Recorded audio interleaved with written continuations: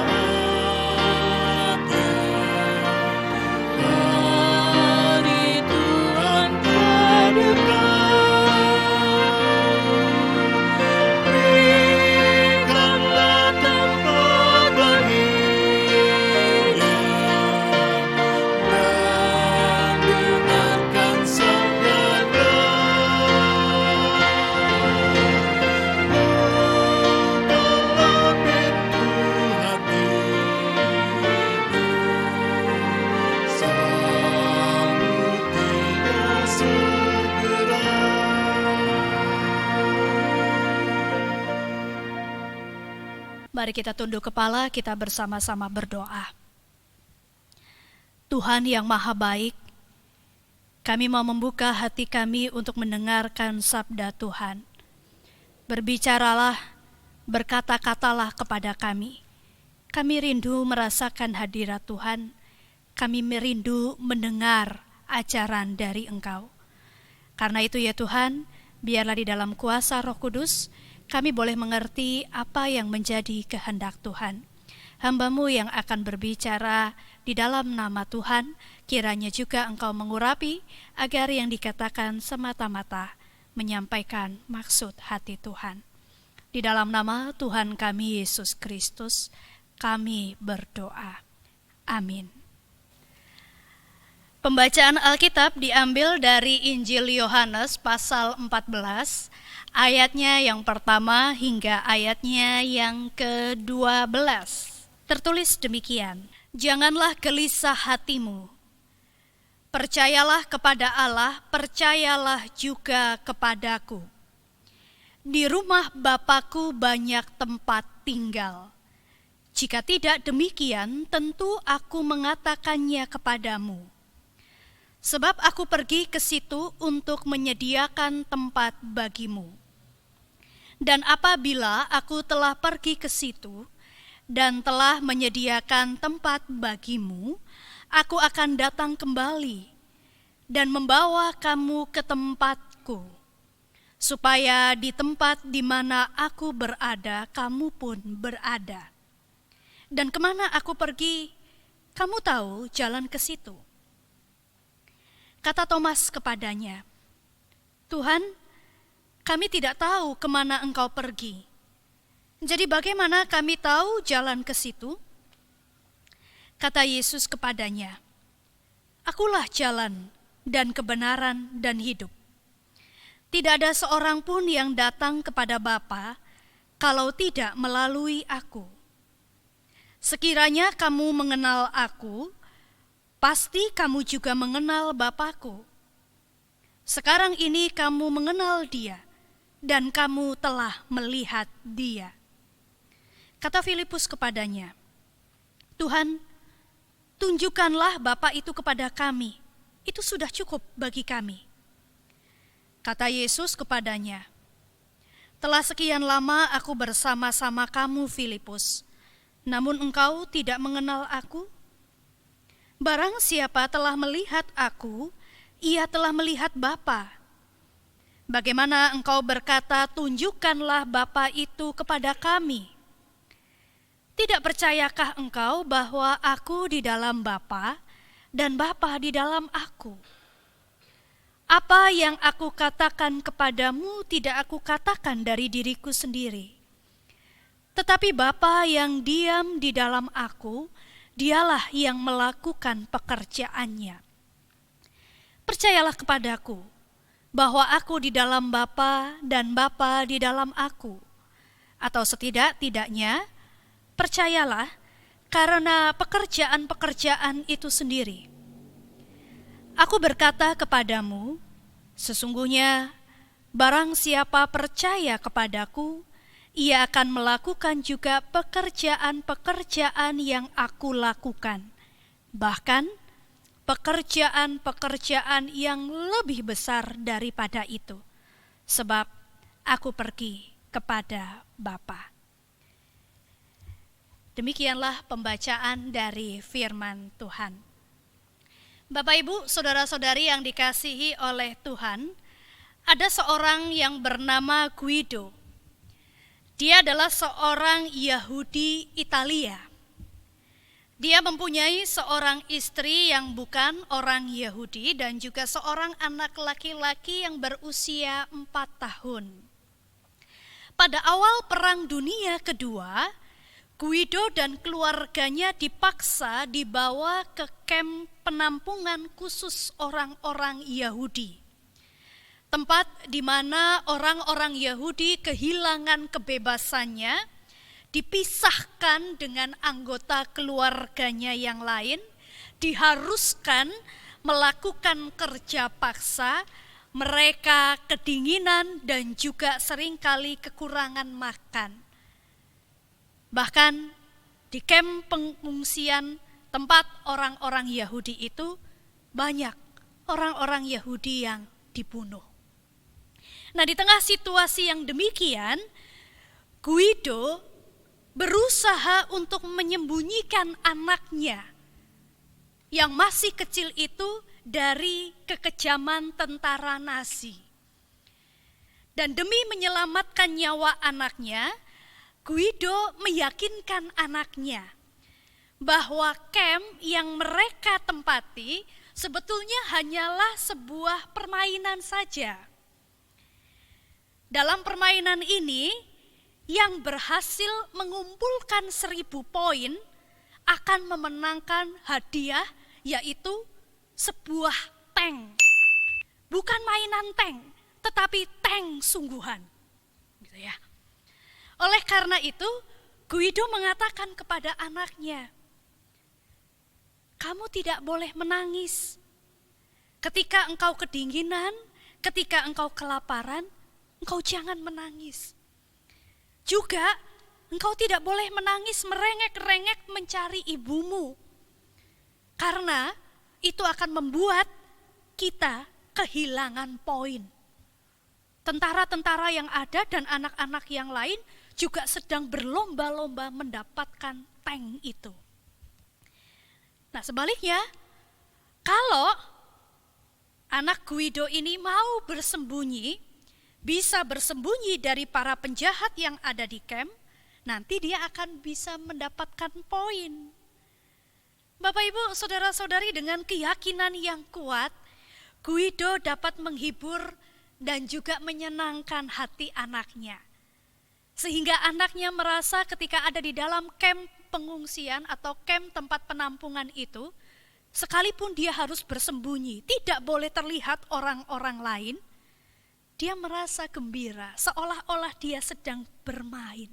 Bahkan ketika Guido dibawa oleh tentara Nazi untuk ditembak mati, ia masih bisa berjalan dengan gaya kocak dan memasang mimik wajah lucu kepada anaknya yang sedang mengintip dari tempat persembunyiannya. Guido menampilkan ekspresi yang demikian agar si anak tidak merasa takut.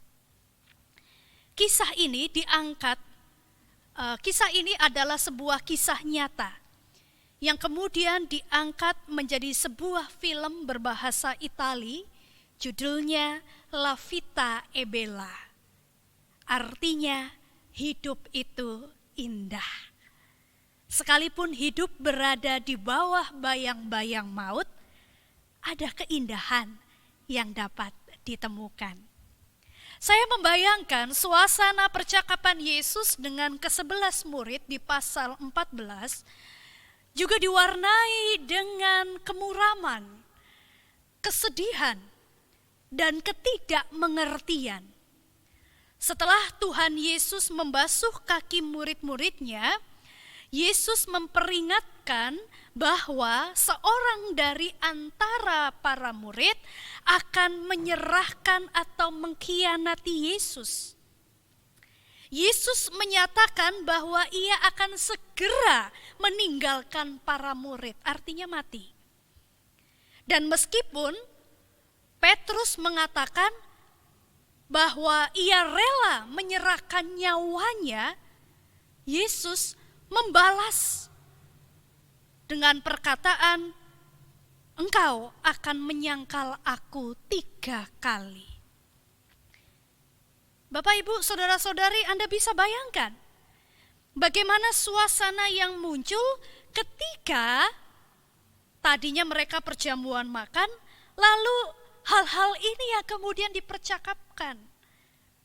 Hal-hal yang tidak menyenangkan.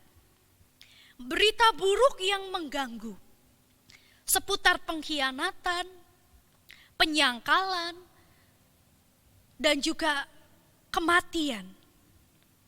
Para murid tidak sepenuhnya mengerti. Dalam suasana percakapan yang muram, Yesus ingin para murid memahami bahwa di tengah-tengah berita yang buruk tentang pengkhianatan, tentang penyangkalan, tentang kematian Yesus sendiri, tidak semuanya buruk kok. Di tengah percakapan bahwa hidup berada di bawah bayang-bayang kematian, ada hal indah yang perlu dipegang teguh dan disyukuri. Apa itu? Ada dua hal. Yang pertama, dari bacaan kita dijelaskan hal indah yang perlu dipegang teguh dan patut disyukuri itu adalah bahwa kepergian Yesus adalah kepergian ke rumah Bapa. Yesus pergi ke suatu tempat di mana disediakan banyak tempat tinggal bagi orang banyak. Suatu tempat di mana orang-orang bisa tinggal, bisa diterima dengan cinta kasih. Itulah makna rumah Bapa. Tempat diterima dengan cinta kasih. Bukankah sepanjang kehidupan kita mencari tempat yang demikian? Kita berharap kita bisa diterima oleh masyarakat di mana kita tinggal. Kita berharap kita diterima di tempat kerja. Artinya, ketika masuk ke suatu tempat kerja yang baru mungkin kita bisa beradaptasi dan orang-orang yang ada di situ juga terbuka untuk menerima kita. Kita berharap untuk bisa diterima oleh teman-teman sebaya kita. Kita punya kerinduan diterima, mendapat tempat di antara sesama kita, bukannya dijauhi atau ditolak. Bukankah ketika kita berkeluarga, menikah, kita memimpikan keluarga kita menjadi tempat di mana kita bisa diterima dengan cinta kasih. Dan untuk itu kita sendiri harus belajar menerima. Saling menyesuaikan diri dalam perbedaan dengan anggota keluarga yang lain. Untuk bisa menerima dengan cinta kasih, kita belajar memahami mengapa ya orang lain tidak bisa seperti apa yang saya harapkan. Mengapa pasangan, anak-anak bersikap begini, bukannya begitu? Bapak Ibu, saudara-saudari, ada seorang pria paruh baya. Dia sakit selama beberapa waktu. Dan ketika akhirnya dia dibawa oleh keluarganya ke dokter. Lalu dokter mengatakan atau mendiagnosa bahwa pria paruh baya ini menderita kanker. Diagnosa ini diberikan dokter kepada istri dan anak serta menantunya, tidak langsung kepada yang sakit. Dokter kemudian menganjurkan ini bisa dilakukan kemoterapi. Istri dan anaknya sangat terkejut mendengar diagnosa dokter. Mereka membayangkan betapa akan sulit mengajak suami atau ayah untuk menjalani kemoterapi. Sebab untuk bisa mengajak pergi ke dokter saja itu membutuhkan perjuangan yang luar biasa. Maka dengan mempertimbangkan kondisi psikologis, maka kemudian keluarga memutuskan untuk tidak memberitahu pada si sakit tentang penyakit kankernya. Dengan harapan pria ini tidak putus asa dan tanpa beban mau mengikuti proses pengobatan yang dianjurkan oleh dokter. Tetapi berapa lama hal ini bisa bertahan? Artinya bisa ditutupi oleh istri dan juga anak-anaknya. Tidak lama. Setelah kemoterapi kedua, si suami ini mengetahui. Tidakkah ia marah? Ia marah, Ibu Bapak. Ia marah karena selama ini kebenaran ini ditutupi darinya. Tetapi kemudian istrinya datang dan berbicara kepada suaminya, katanya, "Maafkan kami. Maafkan kami karena kami tidak memberitahumu. Kami sangat ketakutan ketika mendengar bahwa engkau sakit kanker. Kami takut kehilangan. Kami takut kalau nanti engkau putus asa dan tidak mau menjalankan pengobatan yang dokter anjurkan. Kami sangat menyayangimu dan ingin supaya engkau berjuang untuk hidup." Anda bisa bayangkan, percakapan ini tentunya tidak ringan. Tapi si suami akhirnya mengerti alasan keluarganya tidak memberitahu. Walau tidak seperti yang ia harapkan, bahwa ia berharap diberitahu sejak awal, dia mengerti bahwa istri dan anaknya memilih langkah itu bukan karena tidak sayang, tetapi karena mengasihinya. Bapak, Ibu, saudara-saudari, ketika kita mau mencari tahu, lalu kita mau belajar memahami, pada akhirnya kita bisa belajar menerima dengan cinta kasih di tengah segala perbedaan. Ada tempat di rumah Bapa di mana kita diterima dengan segala keberadaan kita. Dan kita dapat menghadirkan suasana rumah Bapa, penerimaan itu di dalam kehidupan kita pada saat-saat ini. Terus belajar menerima dengan cinta kasih. Yang kedua, Ibu Bapak, para murid dikatakan oleh Yesus bisa sampai ke rumah Bapa. Sebab selain memang karena bagi para murid sudah tersedia tempat bagi mereka, Yesus mengatakan mereka pun tahu jalan menuju ke sana. Jalannya adalah Yesus. Bapak Ibu, zaman sekarang ketika kita tersesat, dan jika tidak ada orang yang bisa ditanya, selama kita masih tersesatnya di tengah kota atau di pemukiman, itu kita bisa mengandalkan GPS misalnya. Kita bisa buka gadget kita, lalu kita ketik alamat yang kita tuju, kemudian selama ada sinyal, ada kuota gitu ya, maka kita bisa tahu posisi kita ada di mana. Masih seberapa jauh saya dari tujuan. Lalu kita bisa melihat jalan mana yang harus kita lalui untuk sampai ke tujuan. Tapi bagaimana halnya jika kita pergi naik gunung, mendaki gunung, dan tersesat di gunung? Persoalan menemukan jalan yang benar adalah persoalan hidup atau mati. Beberapa kali kita mendengar berita pendaki gunung yang tewas akibat tersesat dan tidak menemukan jalan. Dalam keadaan itu kita sadar tentang pentingnya jalan. Menemukan jalan berarti hidup. Sebaliknya, tidak menemukan jalan berarti mati. Nah, kira-kira demikianlah kita memahami perkataan Yesus bahwa Ia adalah jalan dan kebenaran dan hidup.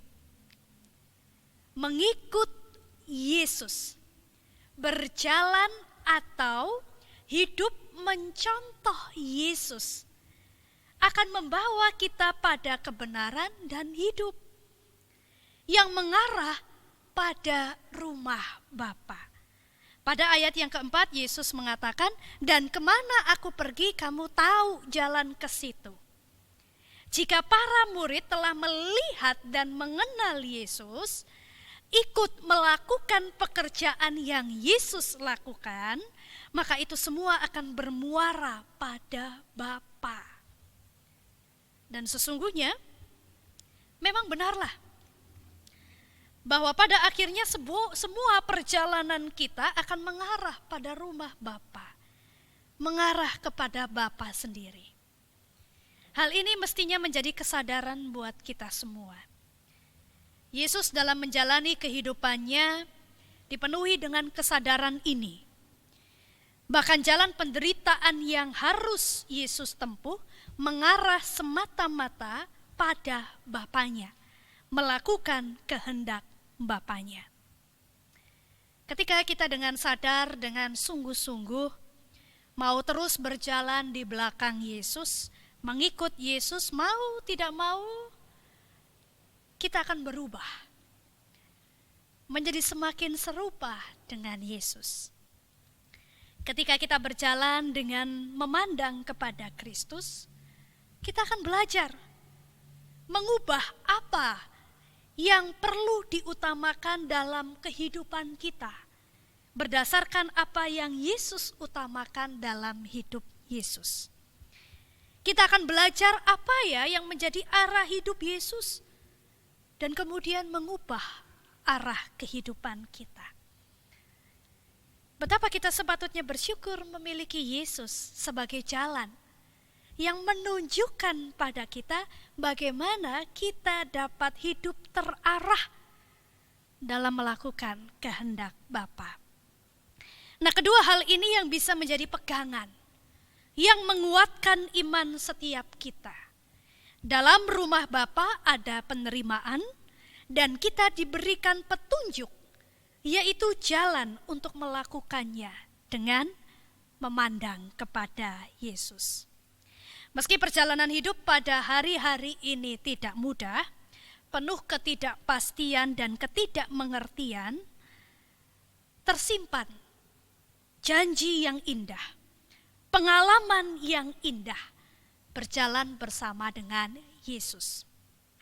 Ada sebuah ungkapan yang senada dengan hal ini mengatakan begini, Ibu Bapak.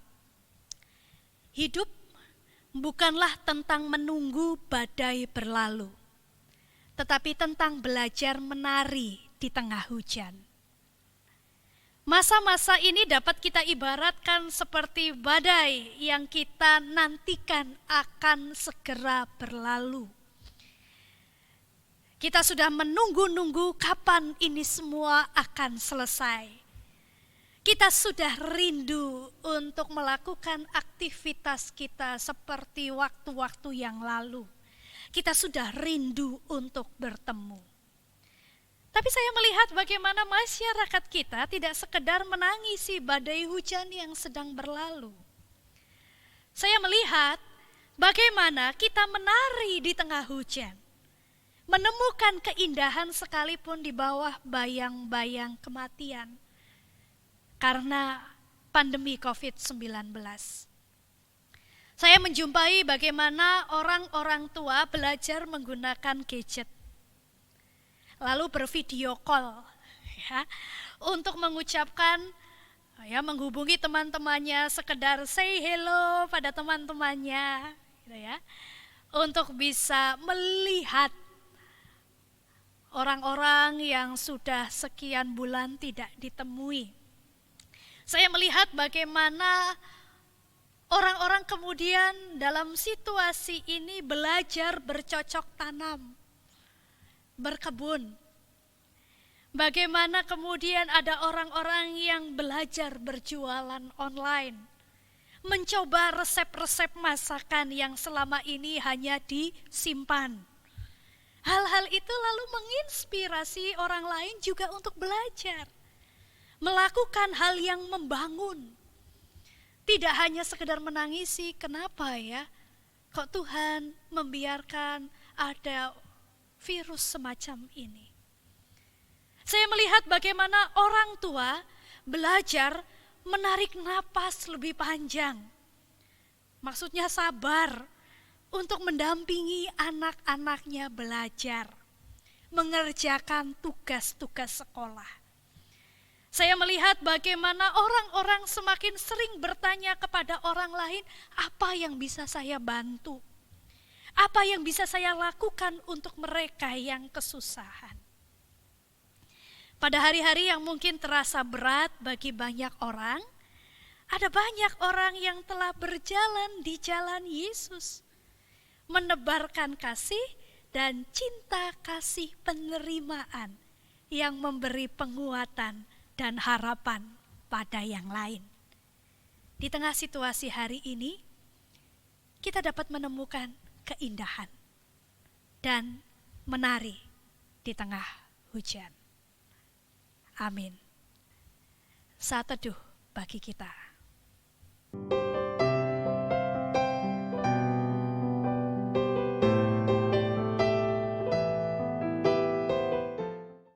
Marilah bersama dengan umat Allah di segala masa dan tempat, kita mengikarkan pengakuan iman kita menurut pengakuan iman rasuli. Aku percaya kepada Allah, Bapa yang Maha Kuasa, Khalid langit dan bumi, dan kepada Yesus Kristus, anaknya yang tunggal Tuhan kita, yang dikandung dari Roh Kudus, lahir dari anak darah Maria, yang menderita sengsara di bawah pemerintahan Pontius Pilatus, disalibkan, mati dan dikuburkan, turun ke dalam kerajaan maut. Pada hari yang ketiga, bangkit pula dari antara orang mati, naik ke surga, duduk di sebelah kanan Allah, Bapa yang Maha Kuasa. Dan dari sana ia akan datang untuk menghakimi orang yang hidup dan yang mati. Aku percaya kepada Roh Kudus, gereja yang kudus dan am, persekutuan orang kudus, pengampunan dosa, kebangkitan orang mati, dan hidup yang kekal.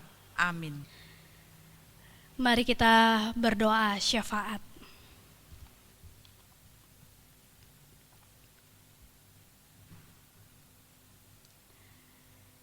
Dengan menyatukan hati kami ya Tuhan, pada saat ini kami ingin berdoa untuk kehidupan kami bersama. Di tengah-tengah pandemi COVID-19 yang melanda Indonesia dan juga berbagai negara-negara di berbagai tempat, kami ingin meminta, biarlah di dalam hikmat-Mu ya Tuhan, Engkau memampukan para pemimpin-pemimpin bangsa kami untuk bisa mengambil kebijakan-kebijakan yang tepat. Karena dengan kebijakan-kebijakan yang tepat inilah yang akan mempengaruhi keberlangsungan dan kehidupan kami bersama. Biarlah dengan hikmat dari Tuhan, maka upaya untuk mencegah penyebaran COVID-19 ini sungguh-sungguh dapat terlaksana dengan baik. Biarlah masyarakat juga boleh teredukasi dan masyarakat luas dapat berupaya dengan sungguh untuk menjaga dirinya sendiri maupun juga menjaga sesamanya. Kami mendoakan agar pemimpin-pemimpin kami juga diberikan hikmat untuk membuat kebijakan-kebijakan terkait dengan dampak dari COVID-19 ini. Baik itu dampak yang terjadi dalam kehidupan masyarakat di sektor ekonomi, dalam sektor pertahanan atau keamanan, dalam sektor ketahanan pangan, dan juga dalam sektor-sektor lainnya. Kiranya ada hikmat dari Tuhan untuk mempersiapkan itu semua. Masyarakat juga ikut ambil bagian untuk bisa mengantisipasi, dan juga kami semua dimampukan melewati pandemi COVID-19 ini dengan selamat. Kami ingin terus mendoakan agar tim medis yang menangani pasien COVID-19 dan juga pasien dengan berbagai macam penyakit lainnya. Tuhan berikan kekuatan, Tuhan berikan perlindungan. Tuhan yang akan pakai anak-anak-Mu ini untuk menjalankan satu panggilan yang datangnya dari Tuhan, untuk bisa memberikan pelayanan dan juga memberikan perawatan yang diperlukan untuk memberikan kesembuhan. Biarlah mereka yang sakit, baik yang sakit karena COVID-19 maupun juga dengan penyakit-penyakit lainnya, boleh mendapatkan jamahan dari tangan Tuhan, pemulihan. Keluarga yang menjaga dan merawat juga diberikan kekuatan serta kesehatan. Kami ingin berdoa untuk setiap anak-anak-Mu ya Tuhan, bagi setiap masyarakat yang saat ini juga berjuang. Di tengah-tengah pandemi ini, kami belajar bahwa kami tidak sendiri mengalaminya. Di tengah-tengah badai ini, kami ada bersama dengan orang-orang di sekitar kami yang juga merasakan hal yang serupa. Oleh karena itu, biarlah dengan kasih yang datangnya dari Tuhan, kami boleh melihat bahwa ada cinta Tuhan yang senantiasa diberikan untuk memelihara hidup kami, dan kami pun boleh membagikan itu pada yang lain. Peliharalah kehidupan setiap anak-anak-Mu ya Tuhan, sehingga kami pun dengan kekuatan kami bisa menolong sesama kami. Terima kasih, inilah doa dan juga seru kami. Kami mengalaskan permohonan ini dalam satu nama Tuhan Yesus Kristus. Amin. Saudara-saudara, untuk mendasari pemberian persembahan, kita akan melihat dari Mazmur 126 ayat 5 dan 6. Orang-orang yang menabur dengan mencucurkan air mata akan menumai dengan bersorak-sorai. Orang yang berjalan maju dengan menangis sambil menabur benih pasti pulang dengan sorak-sorai sambil membawa berkas-berkasnya. Biarlah kita tetap meyakini akan pemeliharaan Tuhan atas setiap kehidupan kita. Mari kita membawa persembahan kepada Tuhan diiringi dengan nyanyian NKB 208 Labur Waktu Pagi.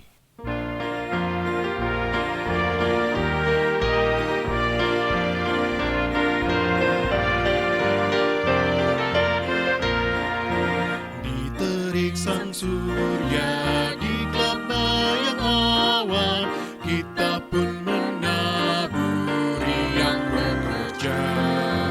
Nanti panen tiba, tugas akan usai, kita akan bersuka bawa berkasnya, bawa berkasnya masuk lumbungnya.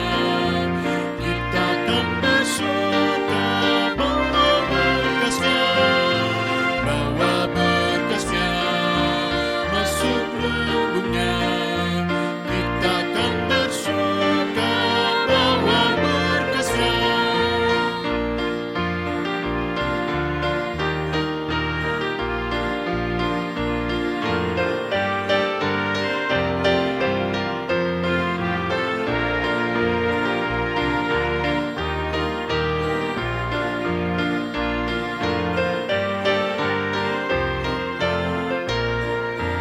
Maju walau sukar, tabur bagi Tuhan, biar jiwa raga susah dan lelah.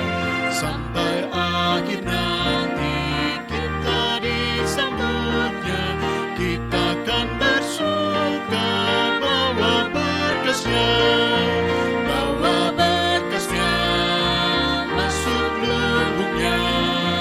Kita akan bersuka bawa berkasnya, bawa berkasnya masuk lumbungnya. Kita akan bersuka bawa berkasnya. Mari kita persembahkan persembahan ini kepada Tuhan. Bapa yang kami puji dalam nama Tuhan kami Yesus Kristus, kami mengaku di hadapan Tuhan bahwa kami setiap saat bukannya menabur karena Tuhan, tetapi kami diperkenankan untuk memetik berkas-berkasnya di hadapan Tuhan. Itulah bentuk pemberian Tuhan yang begitu banyak kepada hidup kami, sehingga perlu kami syukuri setiap hari dan setiap saat. Bapak surga, saat ini kami hidup berada dalam masa-masa yang sulit, masa yang sukar, dan kami tidak tahu apa yang akan terjadi. Tapi kami percaya Tuhan senantiasa memberikan keberanian kepada kami untuk menjalani hidup ini. Bapak surga, kami sungguh-sungguh bersyukur karena Tuhanlah pemimpin hidup kami. Kami hari ini mempersembahkan persembahan kami, Tuhan berkati supaya dapat digunakan bagi tujuan-tujuan yang telah ditetapkan oleh gereja. Dalam nama Tuhan kami, Yesus Kristus, kami menaikkan doa kami. Amin. Bapak, Ibu, Saudara-saudari yang dikasihi oleh Tuhan, kita akan mengakhiri ibadah kita dengan satu keyakinan bahwa di dalam perjalanan kehidupan kita ini, kita mempunyai sobat yang senantiasa menemani langkah-langkah kita. Dalam suka maupun duka, dalam sehat maupun sakit, dalam segala keberadaan, Ia beserta dengan kita.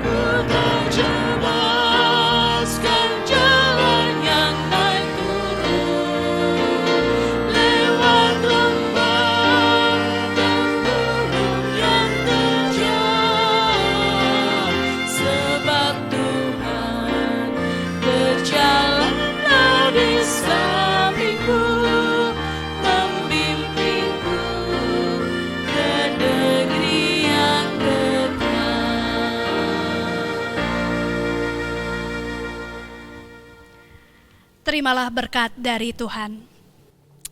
Kiranya engkau selalu menemukan jalan di saat engkau tersesat dan melangkah tanpa arah. Kiranya hembusan angin senantiasa menyegarkanmu di saat engkau merasa lelah dan tak berdaya. Kiranya sinar mentari menghangatkan sampai ke dalam hatimu di saat engkau merasa hidupmu sendiri dingin dan gelap. Dan hingga tiba saatnya nanti kita akan bertemu kembali, ingatlah, tangan Allah senantiasa merangkulmu sehingga engkau merasa aman di dalam kelembutan kasih-Nya yang sejati. Amin.